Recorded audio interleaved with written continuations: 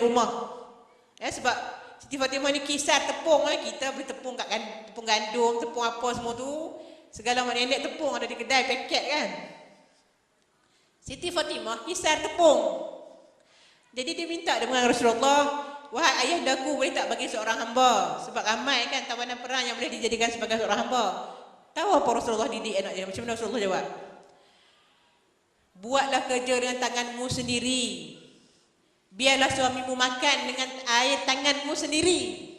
Rasulullah tu ayah tapi didik anak macam seorang ibu mendidik. Dia cakap pada anak perempuan, buatlah kerja sendiri.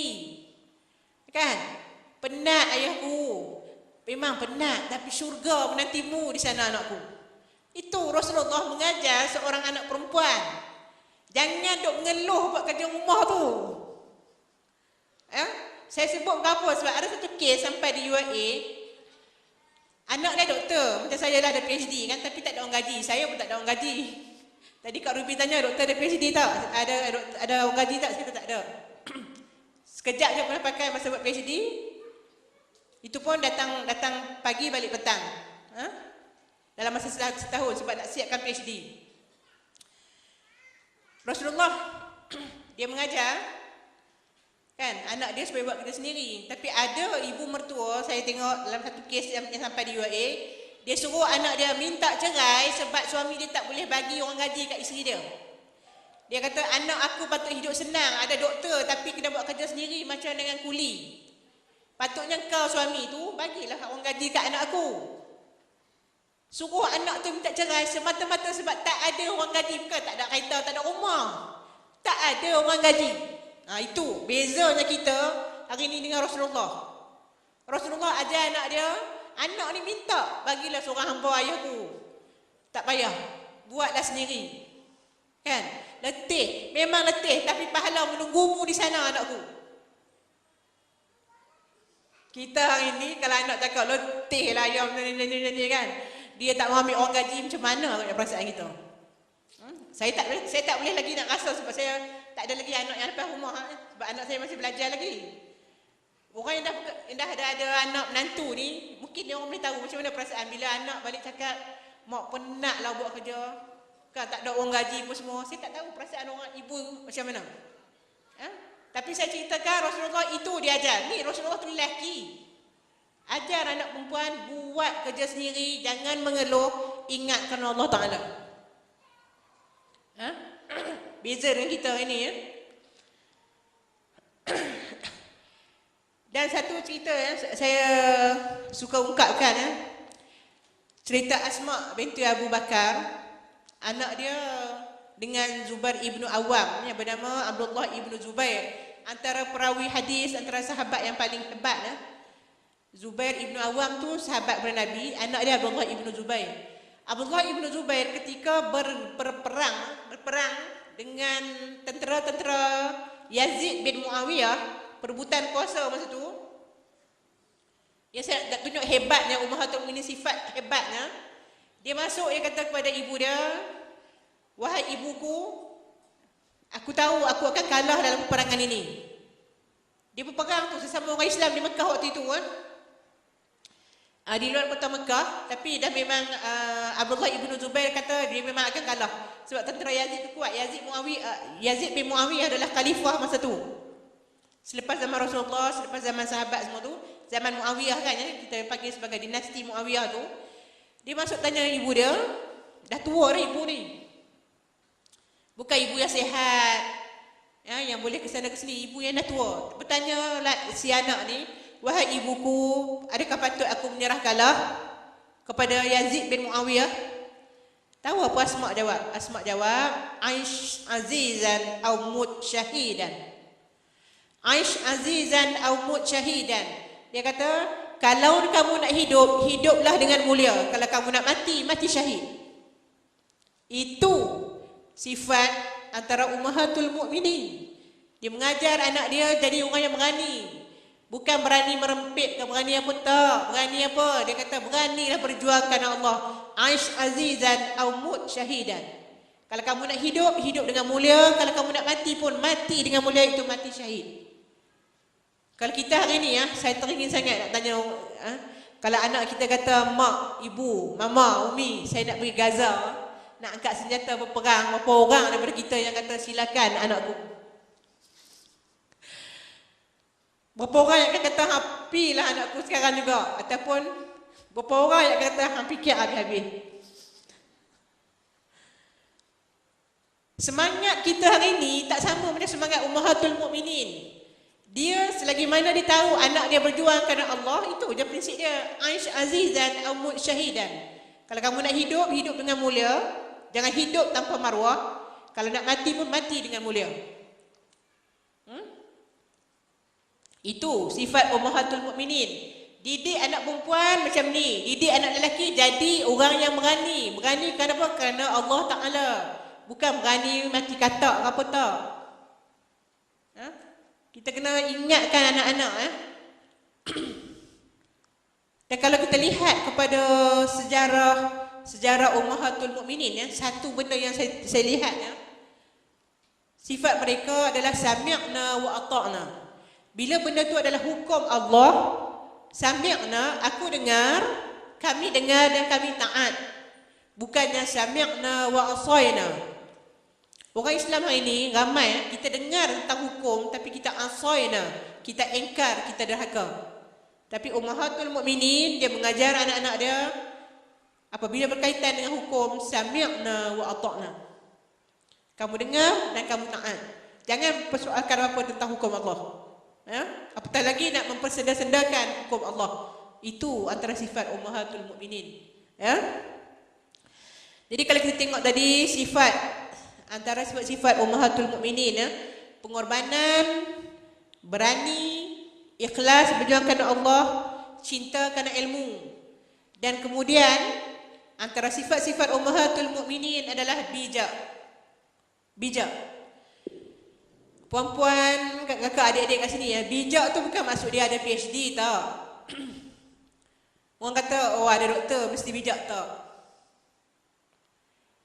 Saya ada PhD sebab saya buat tesis dalam satu bahagian.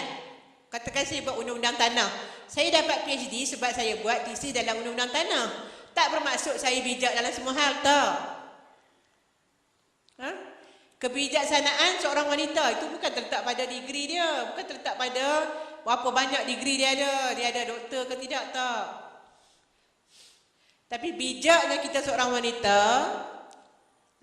bila kita boleh mendidik anak-anak kita menjadi anak-anak yang soleh dan solehah. Anak-anak yang boleh menjadi penyambung perjuangan kita dalam Islam. Itu yang kita namakan bijak.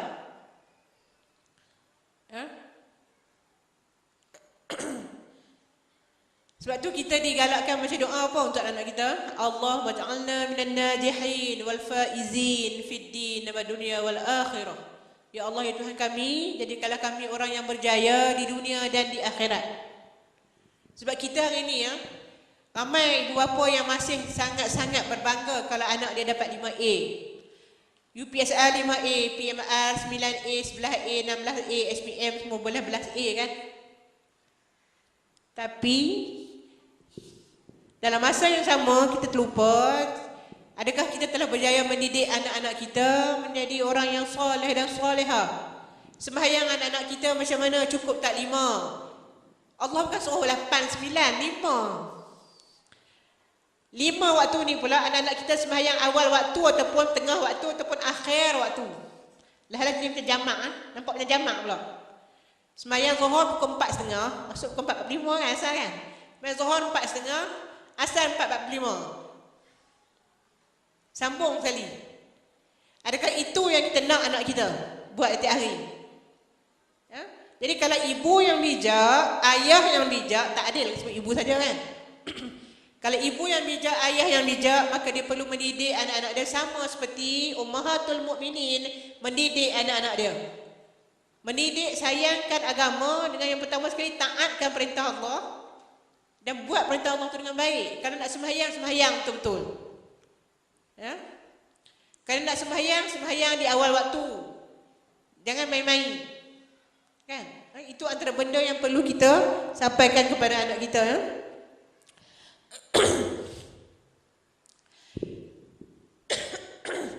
Jadi kalau kita lihat kepada cerita Asma binti Abu Bakar, anak kepada Sayyidina Abu Bakar. Asma ni dia pernah nak pergi menyampaikan makanan kepada Rasulullah dan juga ayah dia yang bersembunyi di gua kan, dalam proses penghijrahan daripada Mekah ke Madinah tu, tak terus pergi ke Madinah, takut diserang kan, dibunuh oleh orang kafir musyrik tu. Bersembunyi di sebuah gua kan. Bila bersembunyi di sebuah gua tu, Asma binti Abu Bakar naik unta, kata silap saya, naik unta ataupun naik kuda, antara dua tu je lah kenderaan waktu itu kan, kuda ataupun unta, nak pergi hantar makanan ni kepada ayah dia dan juga kepada Rasulullah sallallahu alaihi wasallam. Supaya memastikan Rasulullah tak lapar, supaya memastikan ayah dia tak lapar. Bayangkan seorang wanita muda waktu itu menghantar makanan dalam keadaan bahaya ni, sedangkan Rasulullah Sayyidina Abu Bakar terpaksa bersembunyi dalam gua. Asma sanggup pergi hantar makanan. Sanggup pergi hantar makanan ni dalam keadaan berbahaya tu, sanggup. Jadi apa kita lihat semangat Ummahatul Mukminin tu berani. Dia perlu ada keberanian tu untuk Allah Ta'ala, bukan untuk benda lain. Sekarang ni ramai berani panjat gunung Everest, berani seberang selat Inggeris ke selat apa semua tu, tak ada masalah kan. Tapi dalam perjuangan Islam, berani tak kita untuk menyambung perjuangan Islam, menyambung risalah Allah SWT yang telah disampaikan oleh Muhammad ni, ada tak keberanian kita? Ada pernah seorang pelajar UAE dalam satu ni lah macam program macam ni tanya saya, Dr. Fauziah, macam mana nak buat masalah saya? Masalah apa? Saya kata, nak bangun tahajud. Saya kata, apa masalah? Takut. Ini bukan takut, bukannya masalah nak pergi hantar makanan dekat pejuang di medan perang. Takut nak bangun tahajud. Saya kata, takut apa? Sebab takut dia asrama, takut hantu. Astaghfirullahalazim. Betul. Dia kata, saya teringin sangat doktor nak buat tahajud malam-malam kan. Saya tahu tahajud tu bagus, tapi takutlah nak bangun pukul 3 pagi tu sunyi-sunyi, takut hantu. Saya katakan, saya sebenarnya pun termasuk spesies yang penakut juga. Betul. Masa muda ni, masa saya memang jadi penakut lah saya katakan. Tapi alhamdulillah bila dah meningkat umur ni, kita fikir, kita lawan hantu, siapa lagi bawa? Kita lah sebenarnya kan. Kita boleh baca ayat Quran apa semua, apatah lagi nak bangun tahajud. Kalau dia kata bangun tahajud takut bangun pukul 3 pagi takut hantu. Oh, seronok lah hantu. Sampai sudah tak akan tahajud sebab takut hantu. Kan? Tapi kalau kita niat, kita bangun ni kerana Allah Ta'ala, kita nak buat tahajud, Allah ada, malaikat ada, hantu tak boleh buat apa kita boleh bangun dah pukul 3 pagi seorang-seorang pergi bilik air. Kan? Ni sebab terlalu banyak terpengaruh dengan cerita hantu, nak bangun tahajud pukul 3 pagi pun takut. Ni bukan cerita rekaan tau, cerita betul budak UAE tanya saya soalan macam tu. Macam mana nak bangun tahajud takutlah, takut hantu. Ini bawa makanan nak pergi hantar dekat ayah dengan Nabi Muhammad di gua dalam keadaan tentera musyrik tu bersedia je nak membunuh siapa-siapa yang lalu kawasan tu semua kan. Itu beza dia kita dengan Ummahatul Mukminin. Agak-agak ada ibu yang penakut macam ni, yang takut hantu sampai tak boleh nak bangun tahajud ni, boleh tak lahirkan wira-wira perjuangan Islam? Anak macam mana yang dia nak didik kalau dia takut hantu tak boleh bangun tahajud? Itu tahajud sembahyang sunat kan? Dulu ada pernah kes saya pernah jumpa anak murid ni, budak-budak ni takut nak bangun sebab dah terlewat isyak. Terlewat sembahyang isyak kan? Nabi Muhammad dah sebut dah sembahyang isyak tu memang afdal dia lewat sikit, tapi jangan lewat banyak. Bila lewat banyak, last-last terus tak buat, betul tak? Jadi ada budak ni suka sembahyang isyak lewat, tapi sebab takut terus tak sembahyang. Pun ada. Jadi saya minta lah kan ibu-ibu, kakak adik kat sini tolong check lah. Ya? Anak-anak kita ni kalau dia dilahirkan dengan jiwa penakut, jangan bagi dia tengok gambar hantu ke gambar apa. Sebab apa? Nanti